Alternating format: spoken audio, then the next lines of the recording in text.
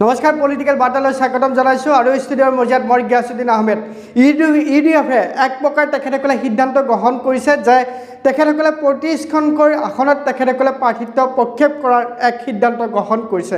এই সন্দৰ্ভত কংগ্ৰেছে কেনেধৰণৰ প্ৰতিক্ৰিয়া প্ৰকাশ কৰে বা কংগ্ৰেছৰ স্থিতি কেনেকুৱা ধৰণৰ হ'ব সেই সম্পৰ্কে আমি বিস্তৃতভাৱে আমি কংগ্ৰেছৰ প্ৰতিক্ৰিয়া ল'বৰ বাবে আমি ফোনযোগে সংযুক্ত হৈছোঁ কংগ্ৰেছৰ মুখপাত্ৰ বিদিশা নেগৰ সৈতে। আৰু আমাৰ সৈতে সংযুক্ত হৈছে কংগ্ৰেছৰ মুখপাত্ৰ বিদিশা নেগ। আমি তেখেতৰ সৈতে ফোনযোগে সংযুক্ত হ'ব বিচাৰিছোঁ। বিদিশা নেগ ডাঙৰীয়ানী, আপোনাক আমাৰ অনুষ্ঠানলৈ স্বাগতম জনাইছোঁ। ইতিমধ্যে আপুনি জ্ঞাত যে ইউডিএফে তেখেতসকলে এক প্ৰকাৰ সিদ্ধান্ত গ্ৰহণ কৰিছে যে ৩৫খন আসনত তেখেতসকলে প্ৰাৰ্থিত্ব প্ৰক্ষেপ কৰিব বুলি সিদ্ধান্ত গ্ৰহণ কৰিছে। আপোনাৰ প্ৰথম প্ৰতিক্ৰিয়া?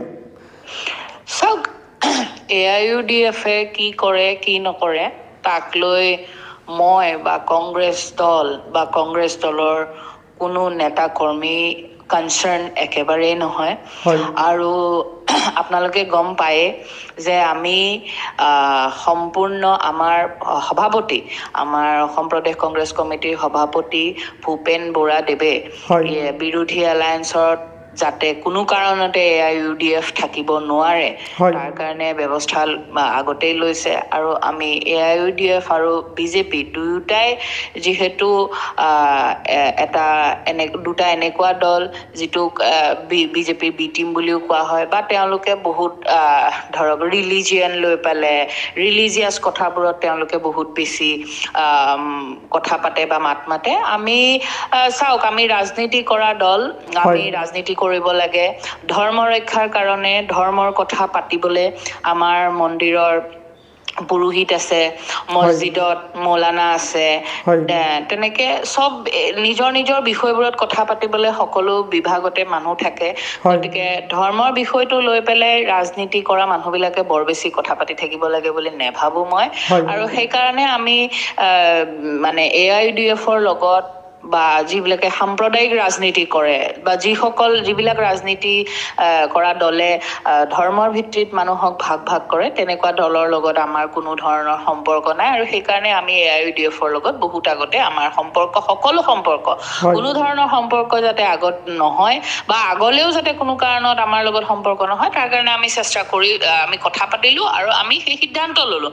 আৰু সিদ্ধান্ত লোৱাৰ পিছত তেওঁলোকে কোন সমষ্টিত কিমান প্ৰাৰ্থী দিয়ে, কেনেকে দিয়ে, কি কৰে নকৰে সেয়া আমাৰ একেবাৰেই কনচাৰ্ণ নহয়।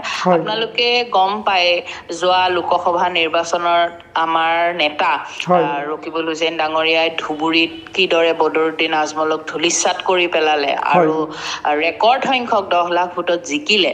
গতিকে এআইইউডিএফক আমি যিমান পাৰি পালি মানে সতে উঘালি পেলাবলৈ চেষ্টা কৰিছোঁ। গতিকে তেওঁলোকে দিয়ে নিদিয়ে, তেওঁলোকে কি কৰে নকৰে সেই লৈ মই কনচাৰ্ণ নহয়। সেইটো তেওঁলোকৰ ব্যক্তিগত কথা, এআইইউডিএফৰ ব্যক্তিগত কথা। গতিকে আমাৰ এই বিষয়ত বৰ বেছি মন্তব্য দিবলগীয়া একো নাই। ধন্যবাদ জ্ঞাপন কৰিছোঁ বিদিশা নেগ ডাঙৰীয়ানী, আপুনি বহু ব্যস্ততাৰ মাজতো আমাক এইখিনি সময় প্ৰদান কৰাৰ বাবে। Thank you. এয়া আছিলে কংগ্ৰেছৰ মুখপাত্ৰ বিদিশা নেগ ডাঙৰীয়ানী, তেখেতৰ মন্তব্য। ইউডিএফৰ যি ৩৫খন আসনত তেখেতসকলে প্ৰাৰ্থী প্ৰক্ষেপ কৰাৰ যি সিদ্ধান্ত গ্ৰহণ কৰিছিলে সেই সম্পৰ্কে তেখেতে প্ৰতিক্ৰিয়া প্ৰকাশ কৰিলে।